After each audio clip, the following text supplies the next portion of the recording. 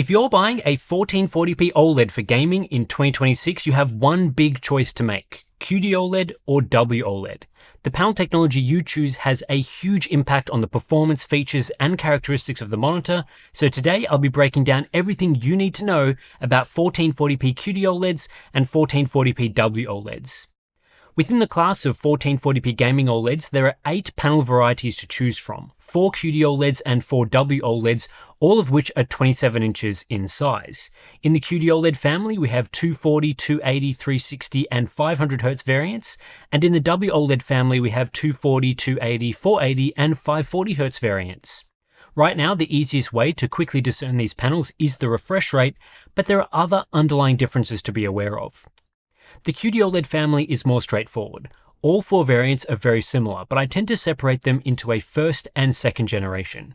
The first generation includes the 240, 280, and 360Hz options, which are effectively identical outside of the maximum refresh rate.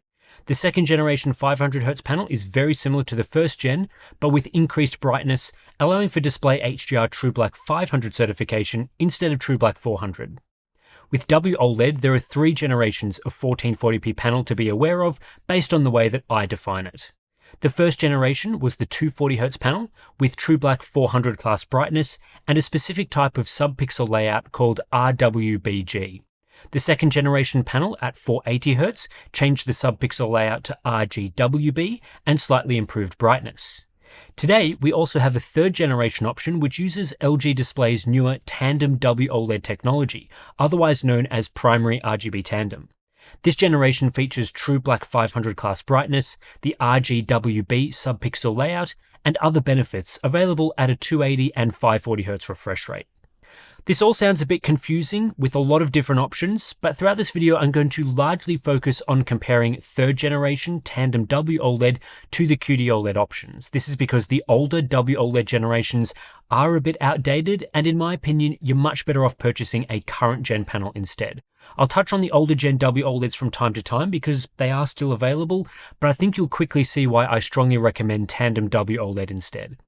Today's sponsor spot is brought to you by Insta360 and their brand new Link 2 Pro series, designed for high-end business users and professional creators, allowing for multi-person meetings, online education, live streaming, and content creation. Packing a new 1 1/3 inch sensor for brighter, clearer, and more detailed 4K video across all lighting environments, along with dual mics supporting AI noise cancelling. And of course, you're still getting all of Insta360's standard AI features, such as tracking and auto framing, but there's also the new AI tracking area feature that allows you to set a tracking zone, and once you step outside of that zone, the camera stops following, preventing unwanted camera movement and avoiding accidental tracking into private areas. Other new features include green screen and scene presets. The Link 2 delivers more accurate edge detection and smoother blending, producing a studio-grade chroma key effect when using the green screen, while scene presets have been dramatically expanded, allowing you to save preferred camera angles,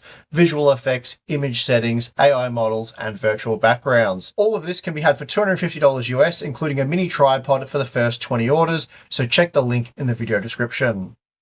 Let's kick off the comparison with the screen coating and panel composition. There are 2 components to this part of the display: the screen surface treatment, so the typical matte or glossy coating, and the layer structure of the OLED panel itself, which partially dictates things like reflections and perceived black depth. The surface treatment side of things is pretty straightforward. The vast majority of QD-OLEDs use a glossy finish, which is sometimes called semi-glossy, but really it's just glossy. You can find matte variants from Samsung Electronics, but most other vendors use glossy QD-OLED. With WOLED, most displays have a matte finish, especially those using first or second generation panels. However, more recently, LG Display have begun offering 2 options to monitor manufacturers, allowing each brand to choose between matte and glossy WOLED.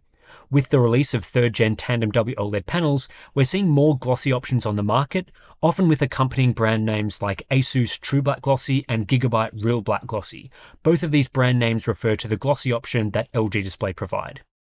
As a buyer, you do have a choice here because you can find both glossy and matte options for both QD-OLED and WOLED. The matte finish adds a layer that diffuses incoming light, helping to prevent direct mirror-like reflections. This diffusion layer adds grain, which reduces the perceived clarity of the display, and depending on the angle of incoming light, it can spread this light across more of the screen surface. Some people love matte finishes because they eliminate distracting direct reflections, while others hate the grain and clarity loss. Glossy finishes are basically the opposite. Without the diffusion layer, you're more likely to see direct mirror-like reflections, but the lack of coating grain leads to better clarity and less light spread across the surface. Generally, glossy finishes are preferred when you have control over light sources in your room, because if you can minimize reflections, better clarity will improve overall image quality. Matte finishes are preferred when there's less control over light and when you'll be using the screen in a brighter room, for example, near a window during the day, because reflections will be minimized. The layer structure plays a huge role in how QD-OLED and WOLED react to reflected light, and this is most obvious when comparing their glossy options. QD-OLED reflects more ambient light than WOLED, which is clearly visible in moderately lit to well-lit rooms. In these environments, when displaying black, QD-OLED screens appear grey or even slightly tinted reddish-purple, while WOLED is more resistant to ambient light reflection and maintains deeper black levels. This applies to all generations of QD-OLED and WOLED. This property to QD-OLED is less obvious in darker rooms and is completely invisible in pitch black environments. So the darker the room and the less light sources you have interacting with the QD-OLED surface, the deeper blacks will appear. You can get a QD-OLED to look like a WOLED by having full control over lighting, but as WOLED is more resilient to ambient light, it's easier to get a high-quality image in a broader range of conditions. However, QD-OLED does a better job of handling direct reflections. Again, when comparing glossy versions, direct reflections are much less obvious on the QD-OLED screen compared to WOLED. If the reflection is particularly bright, this can be distracting on a WOLED screen, whereas the mirror-like effect is muted on the QD-OLED screen. This characteristic to WOLEDs is why matte has been a popular option, especially in the early days. The direct reflection properties can be altered by going with a matte panel instead of glossy, as it prevents the surface from acting like a mirror. However, the way each panel handles ambient light remains even with a matte finish, because this is a result of the layer structure. Matte WOLED still delivers deeper blacks in bright environments than matte or even glossy QD-OLED. Of all the options available today, I think glossy WOLED looks the best in the broadest range of conditions. This is because, in my opinion, ambient light reflectivity on QD-OLEDs is a bigger issue than WOLED's direct reflections. WOLED's matte option is also the superior choice if you want that type of coating. QD-OLED's coating is definitely workable, but the latest WOLEDs are ahead. The subpixel structure, so the arrangement of the red, green, and blue subpixels, affects text quality. Neither 1440p QD-OLED nor WOLED use a traditional RGB stripe layout, so OLEDs aren't fully compatible with modern subpixel text rendering. This is why both QD-OLED and WOLED screens don't produce text as sharp or clear as an LCD of the same size and resolution. QD-OLED uses a triangle RGB subpixel structure, which has the green subpixel on top and red and blue below. This structure causes color fringing when viewing most text, with a faint pink fringe on the top and a faint green fringe on the bottom of text. Some people don't notice this problem, but I personally can see it on the relatively low pixel density of 27-inch 1440p panels, and it does hurt text quality in my opinion. WOLED uses an RGWB layout for second and third gen panels, which is close to an RGB stripe layout, but with an added white subpixel in the middle. The way WOLED controls this white subpixel can lead to artifacts in some situations, but typically it looks closer to normal LCD panels than QD-OLED and so has better text quality. This only applies to WOLED with RGWB though. Older first-gen panels use a weird RWBG layout, which is less compatible with subpixel font rendering and has clarity issues. While I do think 1440p WOLED panels have somewhat better text clarity than 1440p QD-OLED, this can depend on whether you choose a matte or glossy finish. Due to coating grain, matte finishes reduce text clarity and can make fine edges of text slightly hazy. This is why a glossy QD-OLED could actually look a bit sharper than a matte WOLED in practice, even though the QD-OLED has text fringing artifacts. LG Display's matte coating for WOLEDs is on the heavier side in terms of haze, but if we directly compare glossy QD-OLED to glossy WOLED, I think WOLED comes out on top. Motion performance on QD-OLED and WOLED is identical provided you are comparing two panels at the same refresh rate. Both of these variants use sample and hold technology and both offer near identical response times in the 0.3 milliseconds range, which is lightning fast. So if you have a QD-OLED at 240Hz and a WOLED at 240Hz, both will look the same in terms of motion blur, ghosting, and overall clarity. What matters the most is the actual refresh rate you are using. Higher refresh rate models, for example 540Hz WOLED versus 360Hz QD-OLED, only deliver better clarity when the highest refresh rate is used. In this example, the WOLED that offers up to a 540Hz refresh rate will offer better clarity and lower input lag at refresh rates above 360Hz. However, if you decided to use both screens at 140 FPS with variable refresh enabled, both would operate at 140Hz and deliver the same motion clarity. Higher refresh rates are of course better as they offer more headroom for high FPS gaming, but it's only worth purchasing a higher refresh rate model if you think you'll actually use the extra refresh rate on offer. Overall latency is also tied to the refresh rate you're using, as higher refresh rates update the screen faster and reduce the time between an input to the game and it being shown on screen. But in this area, there's also no real difference between QD-OLED and WOLED technology. I've tested over 60 of these panels, and the vast majority offer a sub 1 millisecond processing delay. If you're choosing an OLED for responsiveness, the refresh rate is much more important than whether it's QD-OLED or WOLED. When it comes to brightness, there are quite a few differences between QD-OLED and WOLED panels. However, for SDR use, things are on the simpler end of the scale. All first-gen 1440p QD-OLED panels top out at around 250 nits of full-screen white brightness, so that's what you can expect when purchasing a model with a refresh rate between 240 and 360 Hz. The second-gen 500Hz panel increases SDR brightness to 300 nits full-screen. With WOLED, brightness has steadily increased over time. The latest Tandem WOLED panels at 280 and 540 Hz achieve 320 to 370 nits in the SDR mode, which is around 30% higher than first-gen QD-OLED and about 10% higher than the 500 Hz QD-OLED panel. However, older WOLEDs are less impressive. Some models, like the second-gen 480Hz panel, can achieve a little over 250 nits, but the initial release of 1440p 240Hz units only produced around 200 nits full screen. This is why I typically recommend avoiding the first-gen panel, because the latest WOLEDs are simply much brighter. HDR brightness is a little bit more complicated. There's three main metrics that we're looking at in terms of synthetic tests. We've got full screen brightness, 10% window brightness, and 2% window brightness. Full screen HDR brightness is pretty similar to what we saw looking at SDR brightness. Most QD-OLEDs achieve 250 to 270 nits, the second gen 500Hz panel does around 320 nits, and then the latest Tandem WOLEDs sit in the 320 to 370 nit range. Older WOLEDs offered anything from 200 to 250 nits. At a 10% window, this is where WOLED has a significant lead over QD-OLED. Most QD-OLEDs hit around 470 nits at a 10% window, pushing up to 540 nits for the second-gen 500Hz panel. Meanwhile, Tandem WOLED in its brightest configuration sits in the 700 to 800 nit range, typically in excess of 50% brighter than QD-OLED. This doesn't always translate to real scene brightness, but the technical advantage is there. Older WOLED panels are also bright in this range, offering at least 650 nits, if not higher.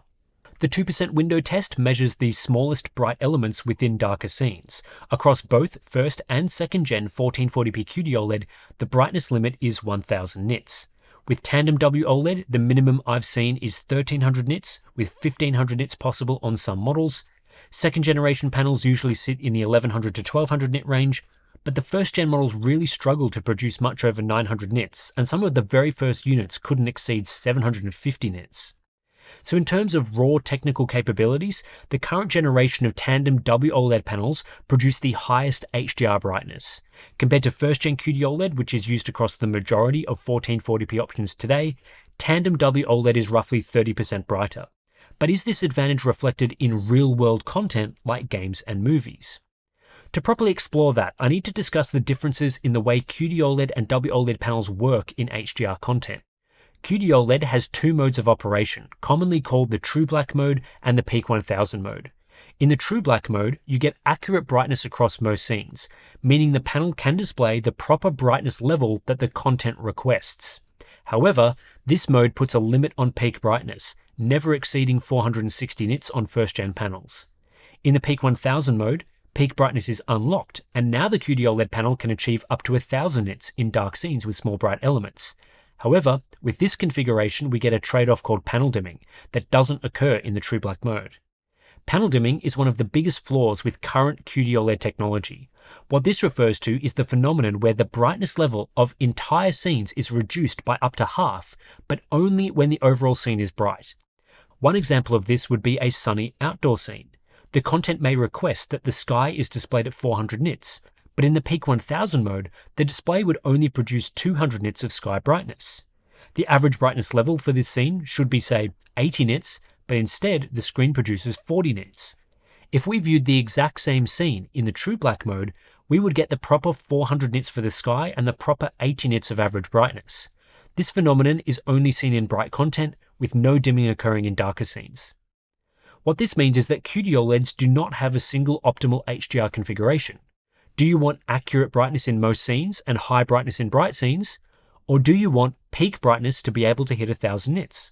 Unfortunately, you can't have both at the same time, and while monitor manufacturers have tried to get around these limits via various brightness boosting options, they simply introduce other issues. WOLEDs operate very differently and do not exhibit panel dimming. This means normal brightness levels in bright scenes and peak brightness of over 1000 nits in darker scenes are possible within a single HDR mode. However, WOLEDs aren't perfect either. Tandem WOLEDs have a problem where in darker content, when running in the brightest mode, bright highlights tend to be brighter than they should be. Here is what that looks like in an EOTF chart from both the Gigabyte MO27Q28G and the Asus PG27AQWP. You'll see the grey line, which is measured brightness, exceeds the yellow line, which is target brightness, for a portion of the curve. In comparison, we get near perfect tracking on most QD-OLEDs in the peak 1000 mode in dark scenes. But then if we compare tracking in bright scenes, you can see how well the WOLED performs compared to QD-OLED with panel dimming. Based on extensive testing of QD-OLED and WOLED panels, in my opinion, WOLED has better HDR brightness behavior that produces better results in a wider range of scenes. This is apparent in some games when we put a QD-OLED and WOLED side by side, showing the exact same thing. Here, as we're exploring this darker scene, the two options look pretty similar. The Tandem WOLED is a little too bright for some of those highlights, but both panels are producing at least 1000 nits. But then, if we remain in the exact same HDR configuration and move into a brighter scene, you can see how the WOLED is maintaining a much higher level of brightness with considerably more punch relative to the panel-dimmed QD-OLED. This combination of higher brightness capabilities at a technical level, along with better HDR configurations, means that WOLED panels produce higher real-world brightness across our tests. Tandem WOLED achieves 550 to 630 nits on average, with the most consistent results from test to test, which covers everything from dark scenes to bright scenes. 1440p QD-OLEDs achieve 420 to 490 nits in the peak 1000 mode and below 400 nits in the true black mode, with the peak 1000 mode having higher variance. The 500Hz QD-OLEDs with higher brightness capabilities can push into the 550 nit average range across these tests, but even still, the latest WOLEDs are 20% brighter or 30% brighter compared to first-gen QD-OLEDs. Older WOLEDs are less impressive though in this real scene testing. The second-gen 480Hz panel is good for around 530 nits on average, which is a similar level to the best QD-OLEDs, but it's a challenge for first-gen WOLEDs to achieve 450 nits, and it's common to see weaker than QD-OLED results in the 370 nit range.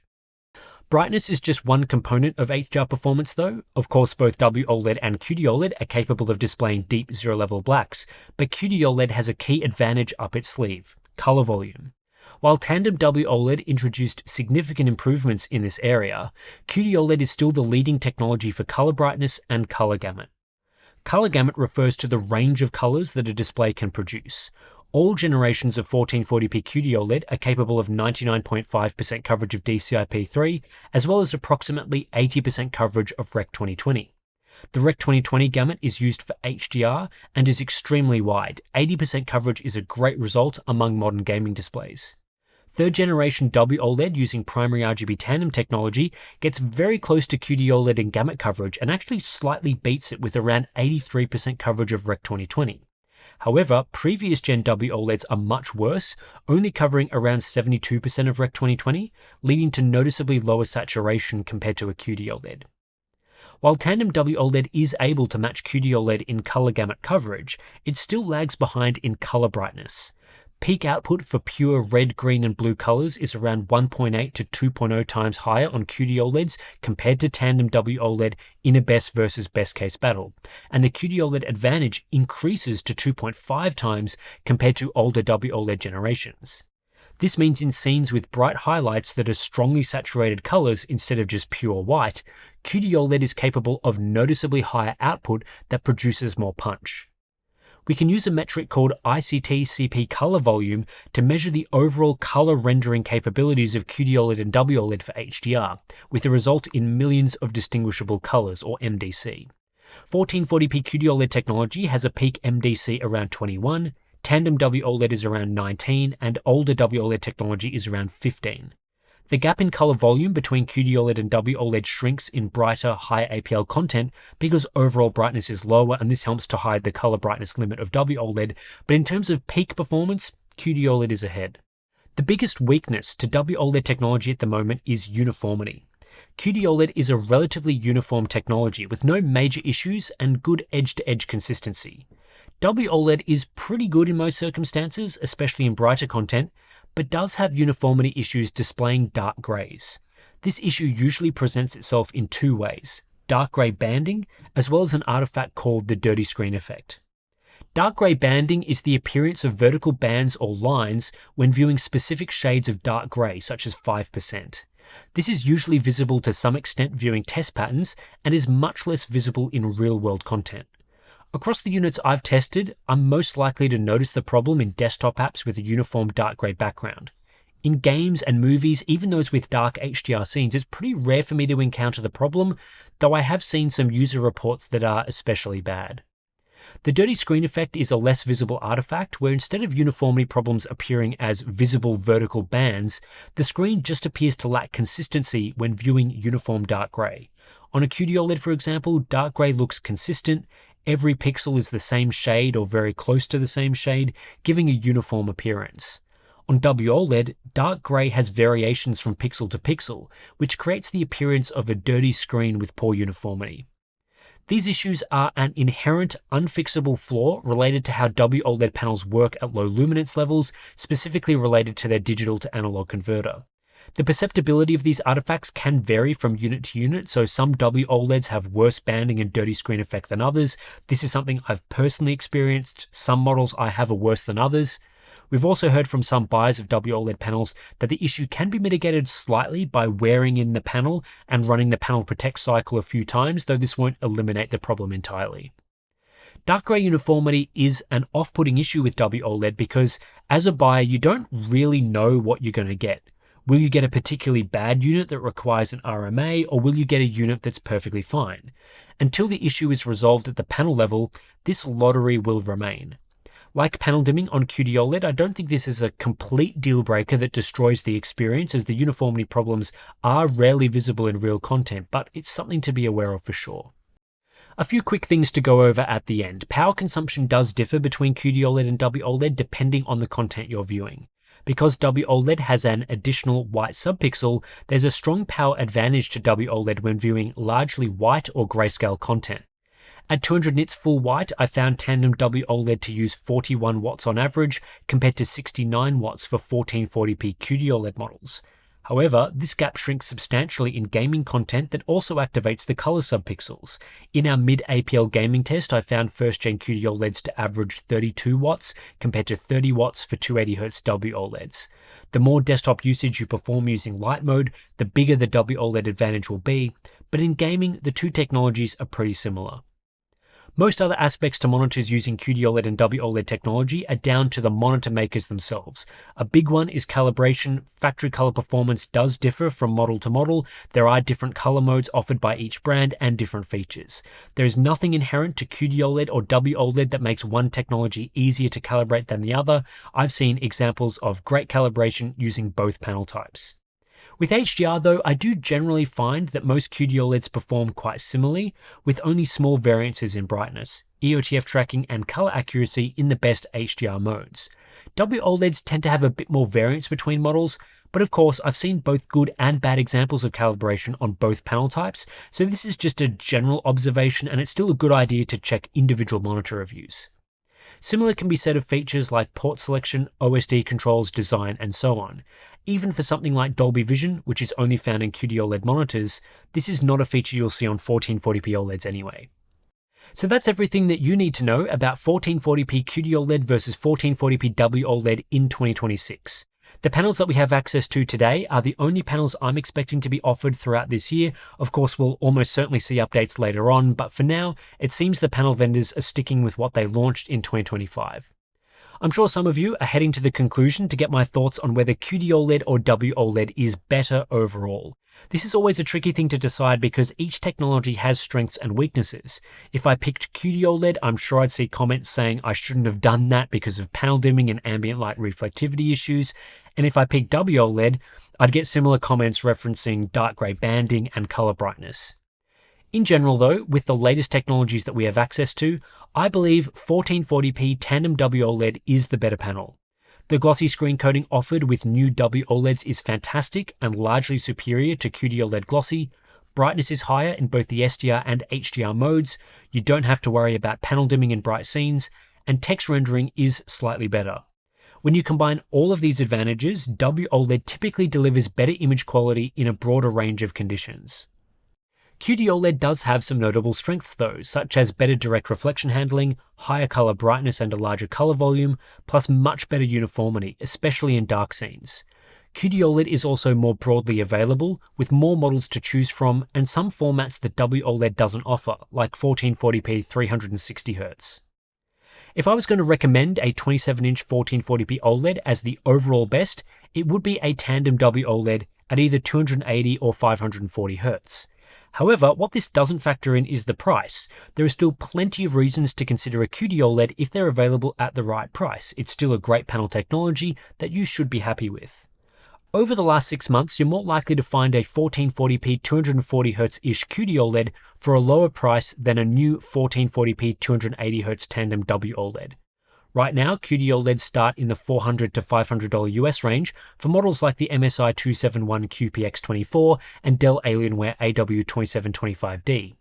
Meanwhile, Tandem WOLED starts at $600 US for the Gigabyte MO27Q28G, with a few other options coming in slightly higher than that. Excluding crazy sale prices, this generally makes Tandem WOLED 20 to 30% more expensive.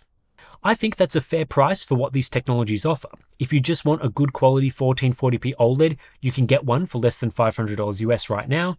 And then if you want the best panel type currently available, you can spend a reasonable amount more. Of course, this price gap could be different in your region, so this is just a guide as to what I feel is reasonable considering the monitors that I've tested.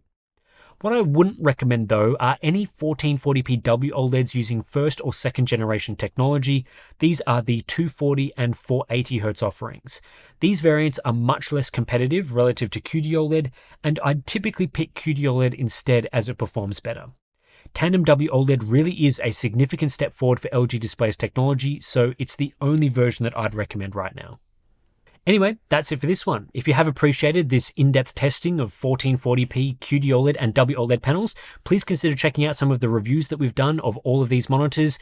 You will not only get a bit more information on all of these different products, but you'll see lots of other cool, interesting things in those videos that you might find useful. As always, if you want to support Monitors Unboxed and the independent testing that we do have our Patreon page. Links to that is in the description below. If you sign up, you get access to some pretty cool benefits, Discord community, monthly live streams, BTS content, and plenty of other good stuff. So thanks for watching, and I'll catch you in the next one.